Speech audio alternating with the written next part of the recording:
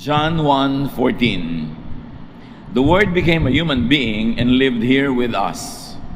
We saw His true glory, the glory of the only Son of the Father. From Him, all the kindness and all the truth of God have come down to us.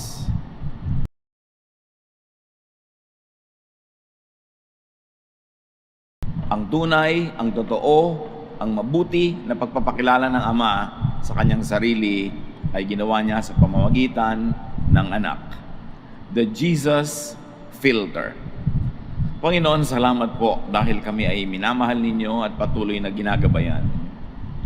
Pakalinisin niyo po kami at ngayon ay bigyan ng mensaheng makakapagpalinaw ng aming isip, liwanag sa aming daan, at magiging tibay ng aming loob. Be our preacher, be our speaker, be our teacher. We seek you, Father, in the name of your Son, Jesus. There is Jesus the way, and there is the Jesus way. Pero ano pa ang mga ibang paraan, ano pa ang mga ibang ways ng mga iba't ibang karakter sa Bible? Ano ang mangyayari kung sila ang nasunod at mga kagustuhan nila ang umiral? If the disciples would have their way, what would happen to the teaching, to the church, to the world? Iba't ibang mga halimbawa ng mga ginawa, inisip ng mga disipulo na bagay sa lain, na bagay na bigyan ng liwanag at sukatin sa pamamagitan ng mga katuruan ni Jesus. Mark 10:35-36, isang halimbawa. James and John came up to Jesus and asked, "Teacher, will you do us a favor? When you come into your glory, please let one of us sit at your right side and the other at your left." So here, if the disciples would have their way, brothers James and John would grab prominence and ceremonial honor. Magpapasikat sila, pagtitigisan na nila ang magkabilang tabi ni Jesus kung yun ay ipagkakaloob sa hinaharap. Sa pagpapatuloy, Mark 10:38-40, Jesus told them, "You don't really know what you're asking. Are you able to drink from the cup that I must soon drink? Or to be baptized as I must be baptized? But it isn't for me to say who will sit at my right side and at my left. This is for God to decide." Jesus rebukes them. Jesus filters their pomposity and boldness and reminds them of their lack of qualification. Sabi ni Jesus, kaya nyo bang gawin ang gagawin ko? Kaya nyo bang gawin ang nagawa ko na? Bakit inyo hinahangad na umupo sa kabilang kaliwa at kanan ko sa kaluwalhatian? Luwalhati din ba ang nararapat sa inyo? Bagay ba sa inyo yun? Kung ang masusunod lang yung mga disipulo, pag titigisanan nila yung lugar ng karangalan at pararangalan nila ang kanilang sarili. Mark 10:41, when the 10 other disciples heard this, they were angry with James and John. Nakita nyo yung mga pagiging tao lamang ng mga disipulo, may mga tinuturo, mga ginugusto sila, at mga ginagawa na talagang hindi tama at hindi kaibig-ibig, at hindi nagkulang si Jesus ang pagtutuwid sa kanila. In this case, the disciples would take offense against one another and quarrel. And Jesus filters their tendencies to have conflict with His correctness and propriety. Itinutuwid ni Jesus yung mga yun. Mark 10:42-43, but Jesus called the disciples together and said, "If you want to be great, you must be the servant of all others." Huwag kayong magpaligsahan sa paghanap ng posisyon ng karangalan. Huwag kayong maging mayabang. Kung gusto niyo maging dakila, ang tunay na kadakilaan sa kaharian ng Diyos ay ang paglilingkod sa kapwa ng buong pagpapakumbaba. To Jesus, leadership is not about seating arrangements. It's not about prominence over others, but it is about leadership and humble service. Yun ang mahalaga kay Jesus. So itinuwid niya. Pati yung nanay nitong mga disciples na ito na gustong magpasikat ay sumali pa sa kwento. Mark 20:20-28, the mother of James and John came to Jesus with her two sons. She knelt down and started begging him to do something for her. Jesus asked her what she wanted, and she said, "When you come into your kingdom, please let one of my sons sit at your right side and the other at your left."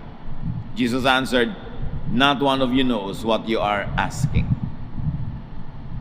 Disciples and their mothers would do that. If the disciples would have their way, they would let their mothers, their supporters, take their sides.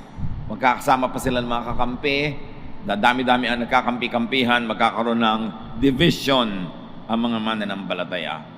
Taong-tao ang mga disciples, tulad ni Moses, tulad ng mga propeta, tulad ng mga naging leader ng New Testament Church. Sila yung mga taong tulad natin, kaya meron din sila mga pagkukulang, pagkakamali na laging itinutuwid ni Jesus. Jesus rejects their request and filters their motives and method with his reason and sense of balance. Kung makakalusot ang mga gusto nila, maraming papasok na mistakes. Kaya sinasala ng Jesus filter. Isa pang halimbawa, Luke 9:51-56. Jesus made up his mind to go to Jerusalem. He sent some messengers on ahead to a Samaritan village to get things ready for him. But he was on his way to Jerusalem, so the people there refused to welcome him. When the disciples James and John saw what was happening, they asked, "Lord, do you want us to call down fire from heaven to destroy these people?" But Jesus turned and corrected them for what they had said. Then they all went on to another village. Pupunta si Jesus para mangaral sa Samaria, pero tutuloy siya sa Jerusalem. Nung malaman ng mga Samaritans yun, ayaw siyang papasukin, ayaw siyang pakinggan, kasi ayaw nila yung gagawin niya, natutuloy siya sa Jerusalem, kasi ayaw ng mga Samaritans ang Jerusalem at ang mga Jews. Nung madinig yun, at nalaman ng mga disipulo, sabi nila kay Jesus, "Magpapaulan na po ba kami ng apoy para tupukin itong mga taong ito?" Nakita niyo yung silakbo ng damdamin ng mga disipulong ito na pagka sila itinanggihan, pagka hindi sila welcome, ipapatayin nila yung mga tao, papaulanan nila ng apoy dahil alam nilang meron na sila ngayong naging kapangyarihan na ibinahagi sa kanila ni Jesus.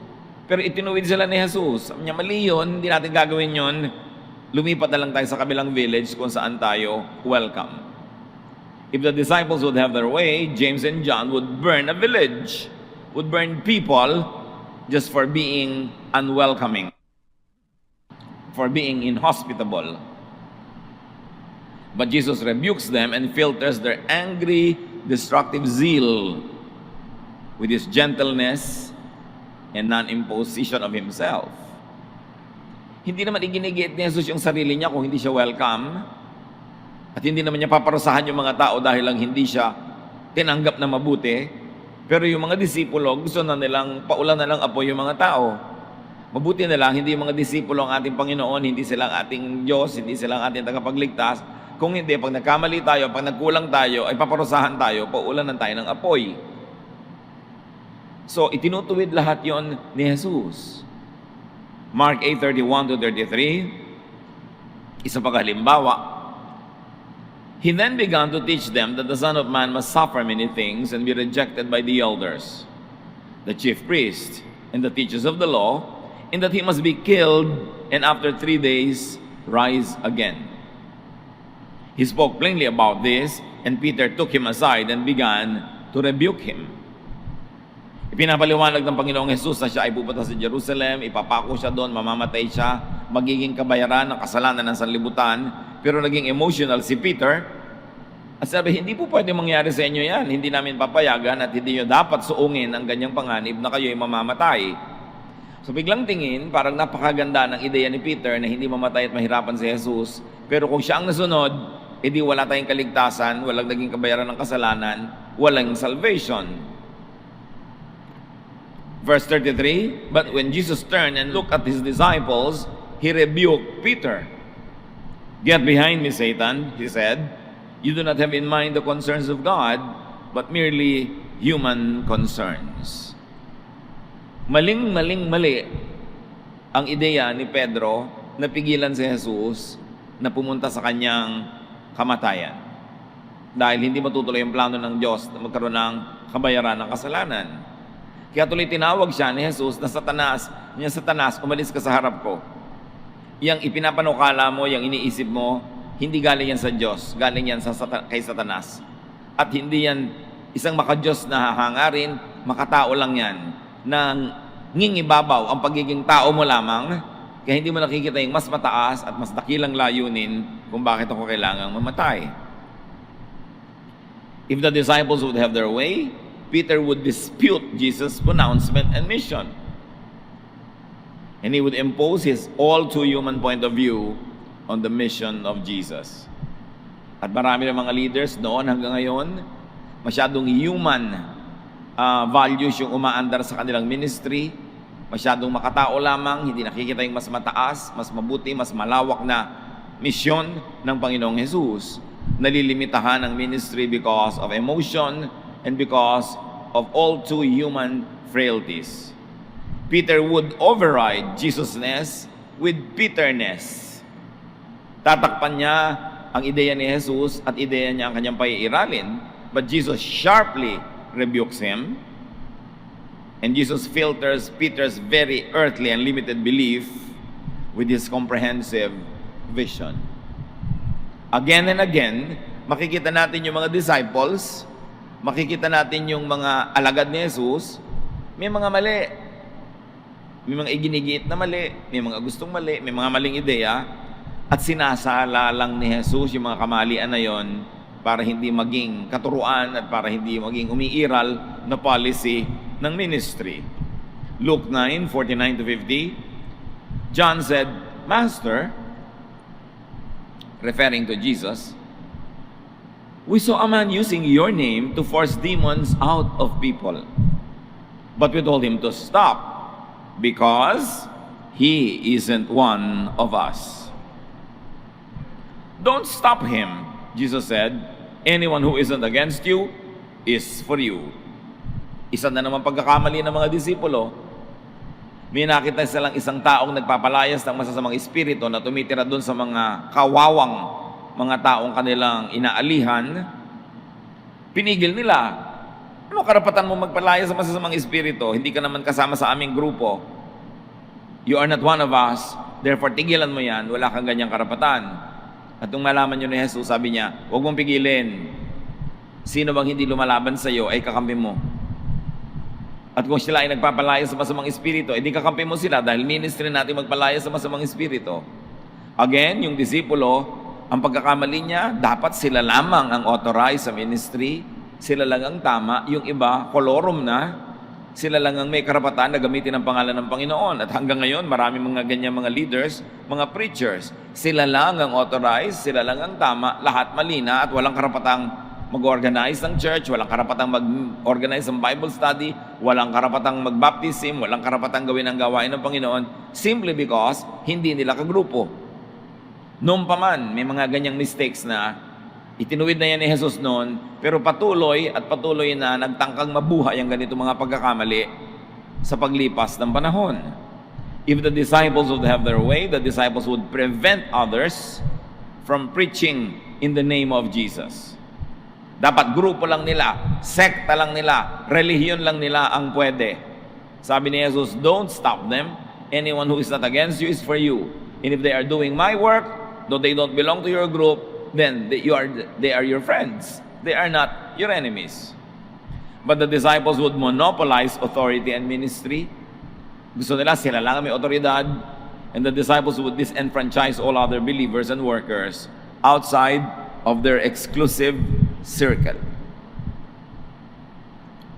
Noon hanggang ngayon, nangyayari ang mga kamalian na yan. But Jesus corrects them. And Jesus filters their separatist and exclusivist attitude with His open heart, with His inclusive policy. Mapaghiwalay yung mga yon, gusto nila sila ay nakahiwalay ng nakahiwalay, pero ang gusto ni Jesus, ang kanyang mga alagad ay magkakasundo, nagtutulong-tulungan, nagmamahalan. Pero kung masusunod lang ang mga ibang leaders, dapat sila lang, yung iba hindi na.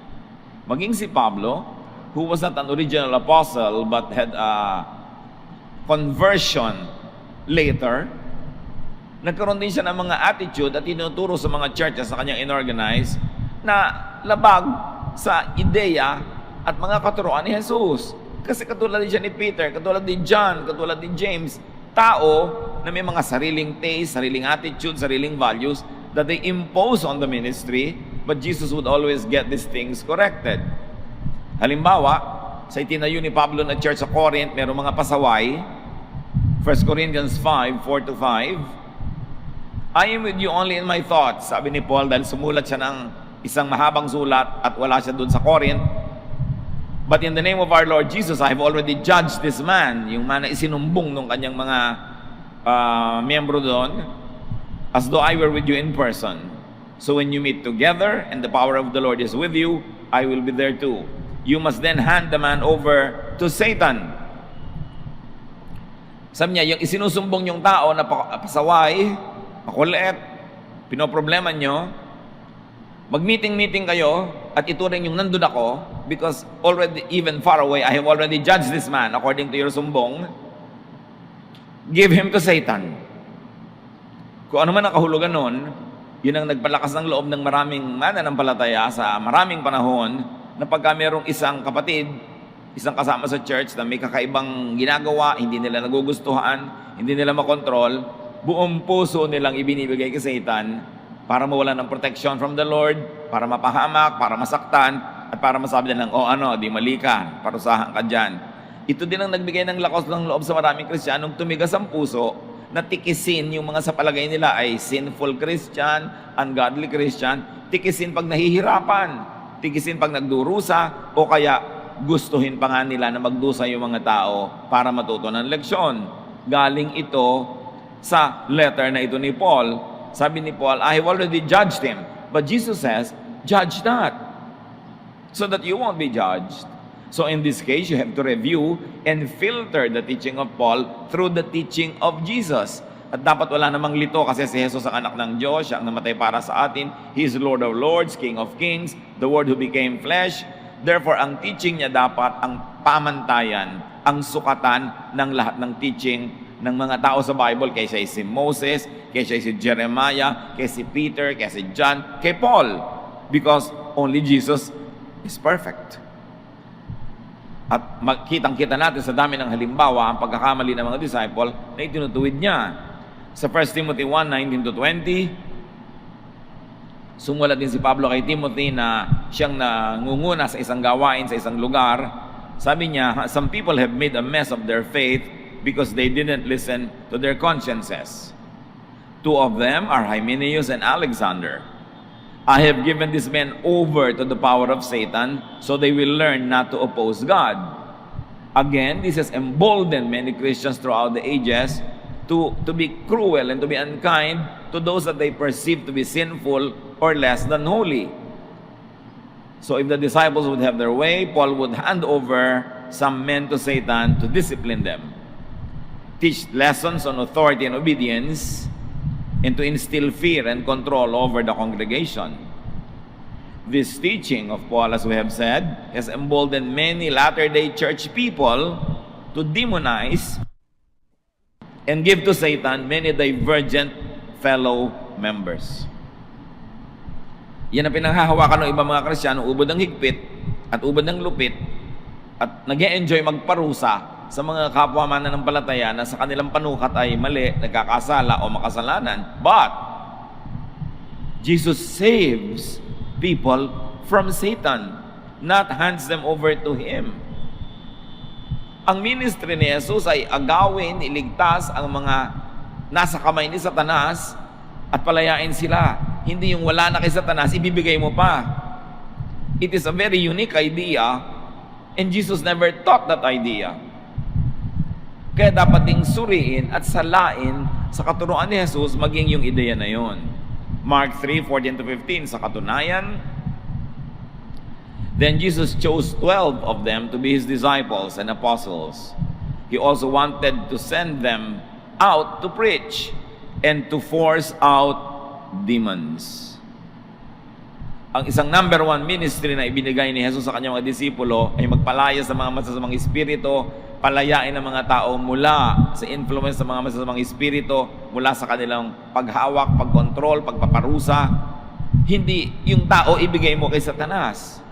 Luke 19:10, Jesus says, the Son of Man came to look for and to save people who are lost. Not to give to Satan those that have already been found. Ano ang paulit-ulit na tema ng ating sinisikap na maunawaan? The prophets, disciples, and post-Jesus church leaders were humans, were not perfect. Lahat ng mga teacher, leader bago dumating si Jesus, at lahat ng mga teacher, mga leader, matapos si Jesus ay bumalik sa langit, lahat sila ay taong tulad natin. May mga tama silang ginawa na dapat nating sundan at sundin, pero hindi lahat ng ginagawa nila ay perfect kasi hindi sila perfect. So dapat salain natin ang kanilang mga ideya, ang kanilang mga ginawa, ang kanilang mga asal, salain sa salaan ni Jesus.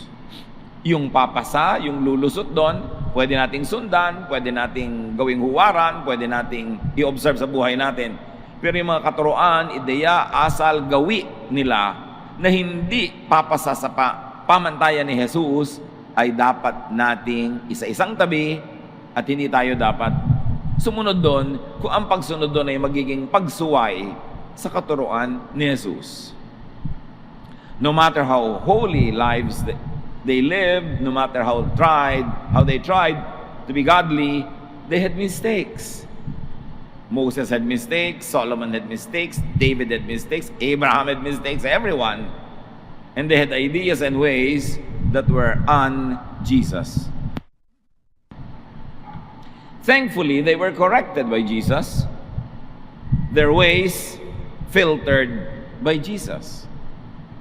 Marami at sapat ang ating mga basihan sa Old at sa New Testament na may mga ideya doon na ginawa na ni Jesus na irrelevant. Yung mga ideya na nagtuturo na sobrang pahirap sa mga tao, tinanggal na niya dahil nga pagpapalaya sa mga tao ang kanyang misyon. Kaya dapat kilalang-kilala natin si Jesus, alam natin ang kanyang mga katuruan para hindi tayo sumunod-sunod sa kung kani-kanino mga katuruan na kung minsan ay kabaligtaran ng katuruan ni Jesus. Do not blindly follow and promote un-Jesus verses, teachings, and ways, no matter who propagates them. We must never be confused. In the name of Jesus, every knee will bow in heaven, on earth, and under the earth. He is given a name that is above every name. He is Lord of lords, King of kings. At kaya sa ipinadala bilang liwanag para magliwanag ang madilim. Daan kasi nabarahan at nasarahan ng daan. Si Jesus ay katotohanan dahil napakaraming mga hindi katotohanan na umiral bilang katuruan. Kaya sa ipinadala ay para ituwid ang liko, itama ang mali. Kaya dapat siya ang pinagbabasihan natin ng pinaniniwalaan, ng ginagawa at ng itinuturo. The teachings of Jesus should be used to filter all other post-Jesus teachings, especially those that were given in His name.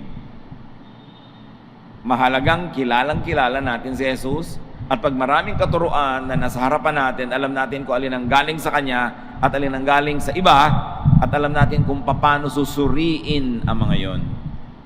If the post-Jewish Christians, if the modern-day Pharisees would have their way, they would reimpose the law of Moses and the traditions of ancient Israel even on Jesus believers and followers. Nandun pa ang first century Christians, nandun pa yung mga original apostles, nagkaroon na ng mga pagkakahati-hati ng ideya sa church. Yung mga Hudyo na naging Kristiyano, iginigiit nila na kailangan maging Hudyo ka at Kristiyano sabay. At kung hindi ka Hudyo, dahil kay Gentile, kailangan maging Hudyo ka muna para ka maging Kristiyano, dadaan ka muna sa pagka-Hudyo. Iginigiit nila na kahit hindi ka Hudyo, lahat ng tradisyon ng mga Hudyo, lahat ng mga kaugalian, mga ipinagbawal ni Moses, sundin mo, and then, tsaka ka magiging Christian. Noon pa man, itinuro nila yon. Kaya si Paul ay nanggagalaiti sa pagtutuwid ng ganung mga kamalian. If they would have their way, they would impose many un-Jesus teachings and practices. Kaya si Paul, iginigit niya, tulad sa Romans 6:14, you are not under the law, but under grace. Dahil dumating na si Jesus, maraming naiba. Kaya nga New Testament, New Covenant, New Commandment, New Wine, New Wineskin, puro new. Kasi talagang binago niya para palayain ang tao sa sobrang mapagpahirap na law, na religious system nung kanyang panahon. Si Pablo, nung magturo siya ng kalayaan kay Kristo, kaligtasan mula sa kasalanan, hindi sa pagiging banal, kundi sa pananalig kay Jesus at pagtawag sa Kanya, ang kabanalan ni Jesus ay nalilipat sa iyo. Pagka ikaw ay naniwala kay Jesus at nagpasakop sa Kanya, ang kasalanan mo ay nabubura dahil binayaran niya ang kasalanan mo sa krus. At pagka ikaw ay naging isang mananampalataya ni Jesus, nagiging perfect ka, hindi dahil perfect ka talaga, kundi yung perfection niya ay nalilipat sa iyo through your faith. Itinuro niya yun ng buong linaw sa mga taga-Galatia. Pero pagtalikod niya, dahil nagpunta siya sa mga ibang churches, may mga Kristiyanong Hudyo na nagpunta sa church niya at nanggulo doon, nagturo na mali si Paul, dapat maging Hudyo rin kayo, dapat i-observe niyo lahat ng law para kayo maging katanggap-tanggap sa Diyos. Kaya sinulat ni Paul yung Galatians. At sabi sa Galatians 1:6-9,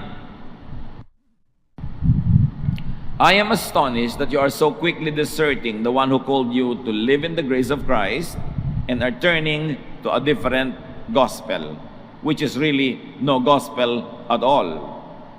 Evidently, some people are throwing you into confusion and are trying to pervert the gospel of Christ. Sabi ni Paul, nagugulat ako, namamangha ako, nasa shock ako, na ang bilis-bilis nyo kong tinalikuran, pati ang mga itinuro ko sa inyo, at kayo'y lumilipat na naman sa ibang gospel na hindi naman talaga gospel. Ano ba kasi ang gospel? Gospel means good news. Ano yung good news? Makasalanan ka, pero si Jesus binayaran ng kasalanan mo, kaya bayad na. Good news. Wala kang pag-asa na makalaya sa kasalanan mo, pero dahil pinalaya ka na ni Jesus, inako niya yung parusa, malaya ka na. Good news. Ang dami mga laws, ang dami mga batas, hindi mo kayang sundin lahat, kaya lagi kang sinner, lagi kang guilty. Pero pinalaya ka na ni Jesus sa mga yon, siya ang sumunod ng lahat ng yon para sa iyo. Sa pagsunod niya, parang nasunod mo na lahat, kaya exempted ka na ngayon. Yun ang good news. Pero oras na ibinalik mo yung mga tao sa mga law, sa mga bawal, lagi na naman silang guilty, lagi na naman silang kulang. Bad news yun. Kaya sabi ni Paul, lumipat kayo sa ibang gospel, hindi naman gospel, hindi naman good news. May ganon. May nanggugulo sa inyo. Galatians 3:10-13. Anyone who tries to please God by obeying the law is under a curse. The scriptures say everyone who doesn't obey everything in the law is under a curse. No one can please God by obeying the law. The scriptures also say the people God accepts because of their faith will live.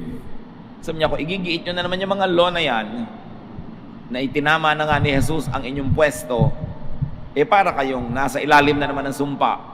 Kasi kung under the law kayo, under kayo ng sumpa, dahil hindi nyo naman masusunod lahat yan. Ang laging ending, failure kayo. Ang laging ending, guilty kayo. So, bad news yun. You are under a curse. So, maraming ganong trouble. First century Christianity pa lang, may nagigiit na natakpan si Jesus ng Judaism uli. Burahin ang mga turo ni Jesus na malaya ka na sa law, malaya ka because of grace, ibalik ka sa pagkakatali mo sa law, magsikap ka na bumanal. Lagi may ganong issue. Acts 15:1-10. Some people came from Judea and started teaching the Lord's followers that they could not be saved unless they were circumcised as Moses taught.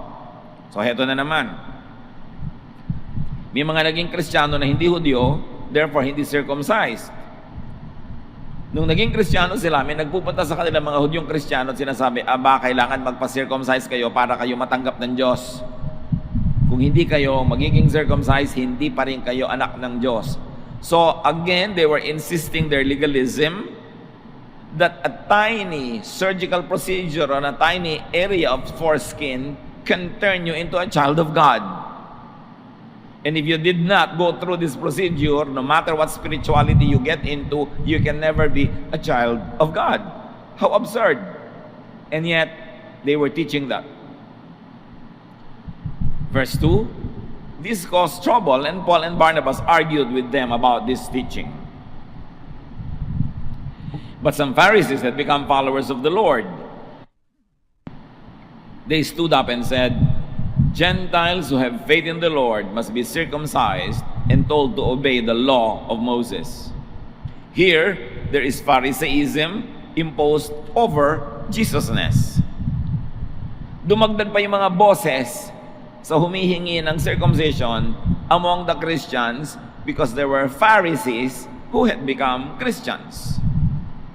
Pero yung pagka-Pharisee nila, dala-dala pa rin nila, hindi nila matanggap na biglang itatapon na nila yon, kakalimutan nila lahat ng old system at tatanggapin nila ang bagong-bagong alok ng Diyos through Jesus, pagpapatawad na wala kang ginawa, naniwala ka kay Jesus, paglilinis na hindi ikaw ang naghugas sa iyong sarili ng sarili mong dugo, at kabanalan na hindi mo na-achieve kundi ibinigay sa iyo ng libre dahil nananalig ka kay Jesus. That your status is changed legally in the eyes of God because of your faith. Hindi nila yun matanggap. Kailangang isupplement pa nila ng mga gawa, ng mga achievement, ng mga pagsunod sa batas. Verse 6. The apostles and church leaders met to discuss this problem about Gentiles. They had talked it over for a long time when Peter got up and said, Now, why are you trying to make God angry by placing a heavy burden on these followers? This burden was too heavy for us or our ancestors. May kaliwanagan si Pedro at sinabi niya, bakit nyo ginagalit ang Diyos? Nagpapataw kayo ng mga mabigat na pasanin, mga imposibleng requirements sa mga mananampalataya, mga requirements, mga pasanin na tayo mang mga Hudyo na hirapang dalhin, hindi natin nakaya, tayo ang ating mga ninuno. Ngayon, pinalaya na tayo ni Jesus, itong mga bagong mananampalataya, isasalin nyo na naman sa napakahirap na religion na ito. Bakit nyo ginagalit ang Diyos? Sa lahat-lahat ng ito, mga kapatid, isa lang naman ang ating sinusuri. Maraming katuruan ang mga Hudyo, maraming katuruan ang mga alagad ni Jesus na hindi talaga papasa sa katuruan at pamantayan ni Jesus. Kaya hindi ko mo itinuro nila, hindi ko mo nakita mo yung verse, hindi ko mo naging kaugalian ng Judaism o ng ancient Christianity, ay dapat mo na talagang lulunin ang buong buo ng hindi sinusuri. Lalo ko ang magiging bunga nito ay needless suffering, inconvenience, stress, and a lot of spiritual agony. Pinalaya tayo ni Jesus para lumuwag ang ating dibdib, para gumanda ang ating pakiramdam, sumarap ang ating relasyon sa Diyos. Kaya kung anuman ang mga katuruan, mga verses, mga sinabi ni ganito at ganon, na babaligtad sa pagpapalaya, pagmamahal, pagtanggap ng Diyos sa pamamagitan ni Jesus, dapat salain. Kasi sa Biblia man, marami silang isinisingit na hindi pinalusot ni Jesus. Ang daming un-Jesusness sa Christianity. Kaya nga dapat ibalik si Kristo sa Christianity kasi siya ang nawawala. Madalas ang naka-emphasize si Moses, si Paul, si Peter, si kung sino-sino pa, at hindi si Jesus. There's a lot of un-Jesusness, unkindness, cruelty, even within the church. Kaya sabi ni Mahatma Gandhi, I like your Christ. I do not like your Christians. Your Christians are so unlike your Christ. Mahatma Gandhi says that. Sa inyo, wala akong problema kay Kristo. Gustong-gusto ko siya. Pero ayaw na ayaw ko sa mga Kristiyano. Kasi ang mga Kristiyano, ang layo-layo naman ng asal, ang layo-layo ng ugali kay Kristo. Kasi nga, itong mga Kristiyano ito, may pinagbabasihang verse, may pinagbabasihang teaching, may pinagbabasihang tradisyon na kay Jesus man ay hindi pinalusot. Kaya dapat ngayon tayo manuri, kaya kailangan natin ng Jesus filter. Hindi ko mo may verse, ipapairal mo na, yung pala, binaliwala na yon ng grace and love of God through Jesus. Hindi ko mo may ginawa si Pablo, si Pedro, si John, si James, igagawin mo na dahil sila man nun ay nirebuke ni Jesus. Pinipili. If the Jewish Christians and disciples could have their way, they would do and teach and promote many un-Jesus ways. That's why you need the Jesus filter. Kung may pinipiga kang kalamansi, sasalain mo para yung mga buto huwag nang sumama doon sa juice. Ganon din ang gagawin mo sa lahat ng verses, lahat ng tradition, lahat ng katuruan. Sasalain mo sa Jesus filter. Yung hindi lulusot, huwag mo nang pagpakamatayang sundin at huwag ka nang pumatay ng iba para ipilit mo sa kanila dahil sinasala na nga ng pag-ibig, ng pagmamahal, ng pagtanggap, ng pagbubuo ni Jesus. The Jesus filter is the truth and love of God revealed in, through Jesus only. Kasi kung na-reveal na yun dati pa, ba't pa ipapadala si Jesus? Di sayang lang ang pagod niya. Taught and modeled by Jesus only. Because Jesus is the only true image of God. In Him, the fullness of the deity lived in bodily form. Ang buong buo na pagkatao, ugali, asal ng Diyos Ama na gusto niyang ibahagi sa tao, sa pamamagitan ni Jesus niya ipinakita at sa pamamagitan ni Jesus niya itinuro. Kung gayon, ito ang pinakamataas, pinaka-authoritative, pinakadakilang katuruan, ang mga katuruan ni Jesus. We should be masters of the Jesus teachings, not of the teachings of everyone else, especially if those teachings oppose the Jesus teaching. Of course, it could only be surmised that the earlier teachers did not correctly and fully and essentially teach the perfect and loving ways of God. Kasi kung itinuro na nila tamang-tama, kompletong-kompleto, buong-buo, hindi na sana kinailangan pang si Jesus ay isugo, ipadala, at mamatay pa nga para sa atin. Maraming kulang kaya siya dumating, maraming liko kaya siya dumating, maraming mali kaya siya dumating, at siya ang naging daan. Sa katunayan, sa Isaiah 10:1, anong sabi? You people are in for trouble. You have made cruel and unfair laws. Yan ang sinasabi ng propeta sa kanyang henerasyon. Ang dami niyong inimbento mga laws na malupit. Woe to you. That is why Jesus was sent by the Father to correctly teach people His ways. To save people from legalistic religiosity and needless suffering, and to pay for man's sins and redeem them. Hebrews 1:1-2. Long ago, in many ways and at many times, God's prophets spoke His message to our ancestors. But now, at last, God sent His Son to bring His message to us. Oo, may mga puta-putaki, kapra-kapraso, pasilip-silip na mga nakita tayong mensahe sa pamamagitan ng mga propeta. Noon yun, sabi niya gano'n. Pero sa wakas, salamat na lang, ipinadala na ng Diyos ang kanyang anak para ang buong mensahe niya ay makita, madinig, malaman natin. This is why Jesus was sent by the Father to be the way to God. Siya ang daan. John 14:6, I am the way, the truth, and the life. Without me, no one can go to the Father.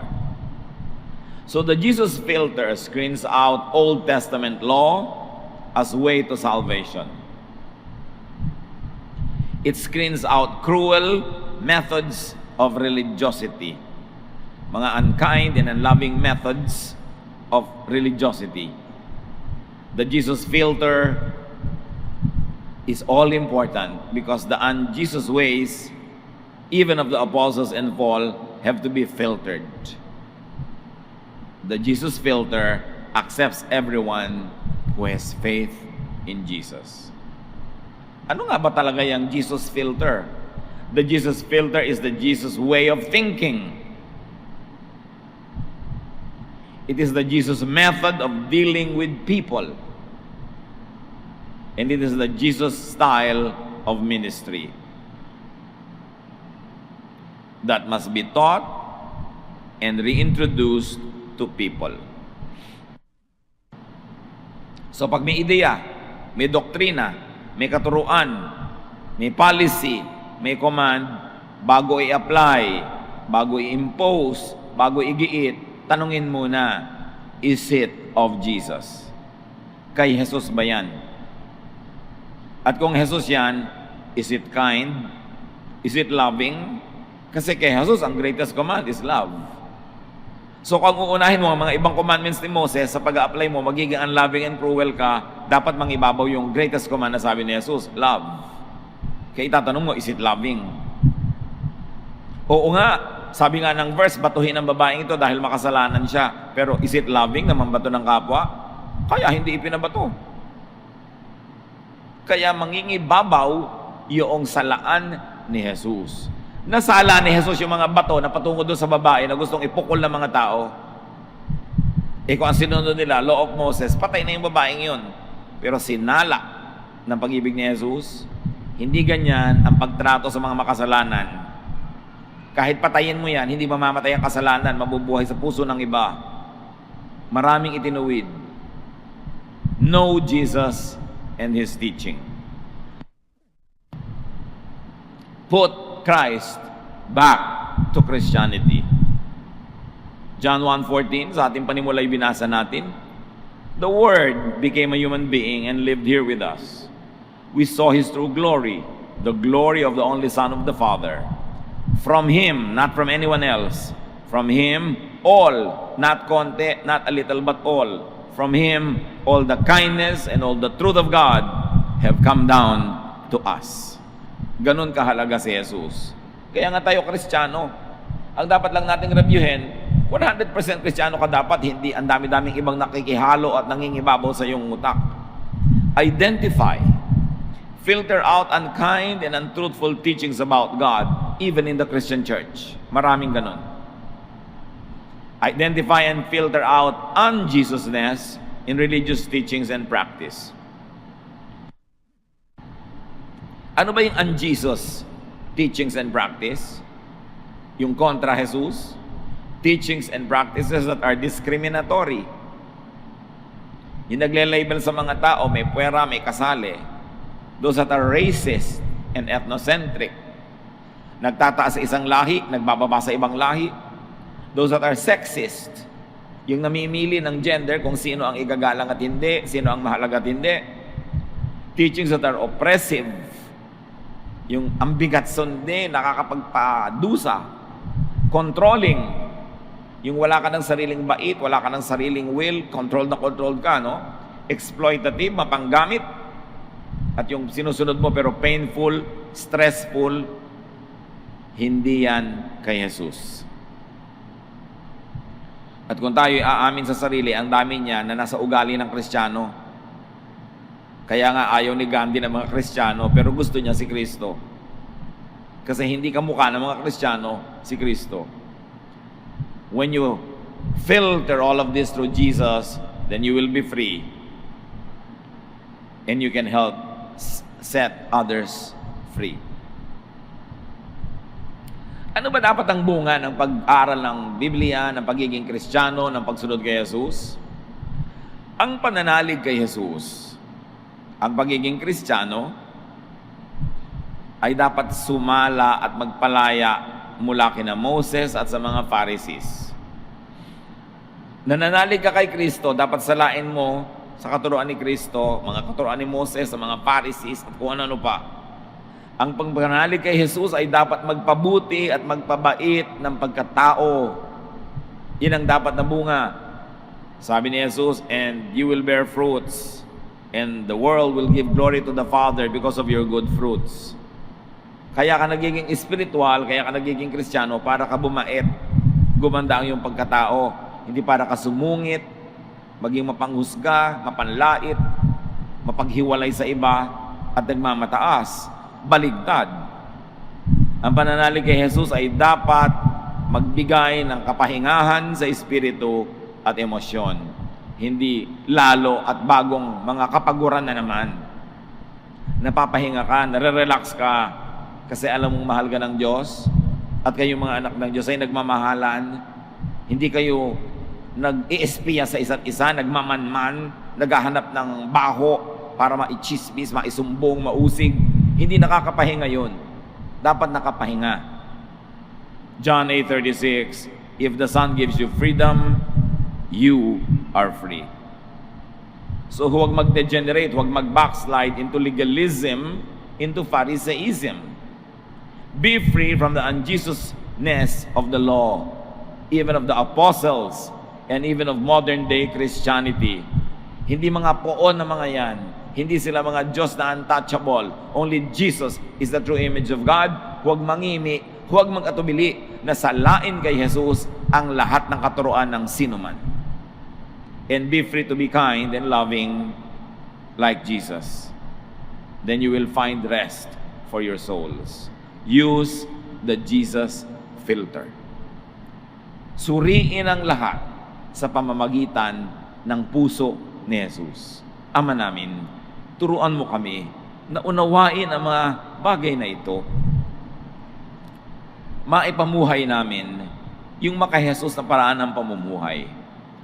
At ang pakikitungo namin sa aming sarili at aming kapwa, ibatay namin sa puso, pag-ibig, pagmamahal ni Jesus. Teach us, Lord, how to apply the Jesus filter in every aspect of our lives. Pagbulay-bulayan natin itong mga kapatid, hanapan natin ang personal application at lagi natin itatanong sa sarili kung meron tayong gustong paniwalaan, gustong sundin o gustong ipairal, is this of Jesus? Will this pass the Jesus filter? Lord, as your people keep silent for a while, finish this message please, touch every heart, give us personal applications. Be with the Lord in silent reflection.